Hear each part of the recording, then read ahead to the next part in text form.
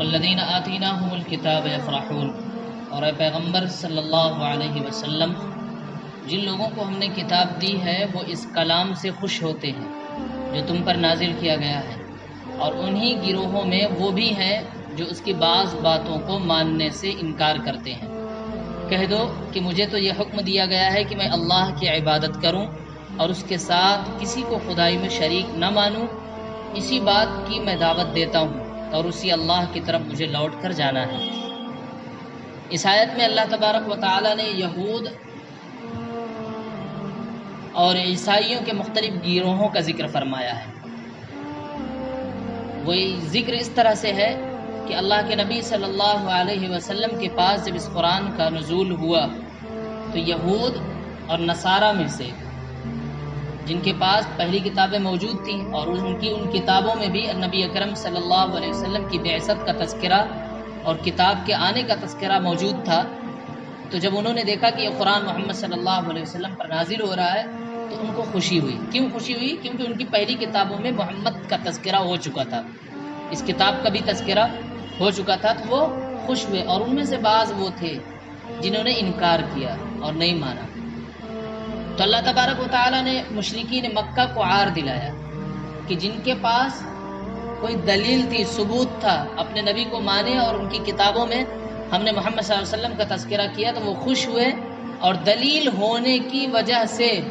ایک ثبوت ہونے کی وجہ سے نبی اکرم صلی اللہ علیہ وسلم کو وہ لوگ مان رہے ہیں، اور تمہارے پاس کوئی ثبوت نہیں ہے، کوئی دلیل نہیں ہے، بغیر کسی ثبوت اور بغیر کسی دلیل کے تم محمد کا انکار کرتے ہو اور اس کتاب کا انکار کرتے ہو۔ تو جس کے پاس دلیل اور ثبوت ہو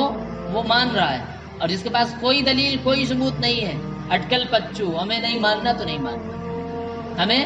نہیں ماننا ہے تو نہیں ماننا۔ بہت مشہور قصہ ہے نا، بہت مشہور ایک قصہ ہے، لطیفہ، کہ آدمی نہ مانے تو اس کو کبھی منوایا نہیں جا سکتا زبردستی۔ ایک لطیفہ بڑا مشہور ہے کہ ایک صاحب نے کہا کہ مرغی کے ایک ٹانگ ہوتی ہے۔ کتنی ہوتی ہے؟ ایک ٹانگ۔ اب پوری دنیا جانتی ہے مرغی کی 2 ٹانگیں ہوتی ہیں، انہوں نے کہا نہیں، ایک ٹانگ ہوتی ہے، اور انہوں نے اس پر چیلنج کر دیا کہ میں ثابت کر کے دکھا دوں گا ایک ٹانگ ہوتی ہے۔ تو ان کی بیوی نے ان سے کہا کہ آپ کیوں زبردستی کی بات اتنی زیادہ کر رہے ہیں، پوری دنیا جانتی ہے، چھوٹے چھوٹے معصوم بچے بھی جانتے ہیں کہ 2 ٹانگ ہوتی ہے، زبردستی اتنا بڑا بتنگڑ بنا رہے ہیں، کہہ رہے ہیں کہ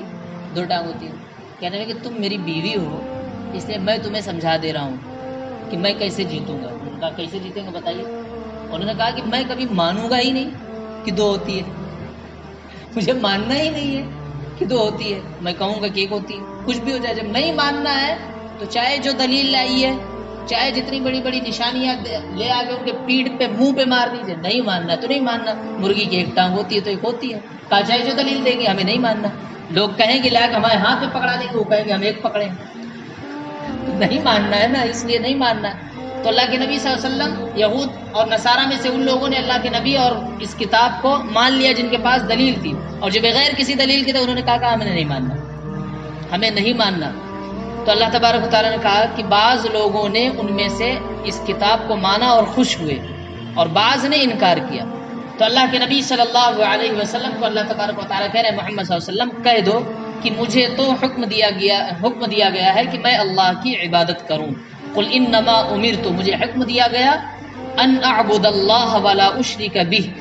یہ کہ میں اللہ کی عبادت کروں اور اس کے ساتھ کسی کو شریک نہ کروں۔ الیہ ادعو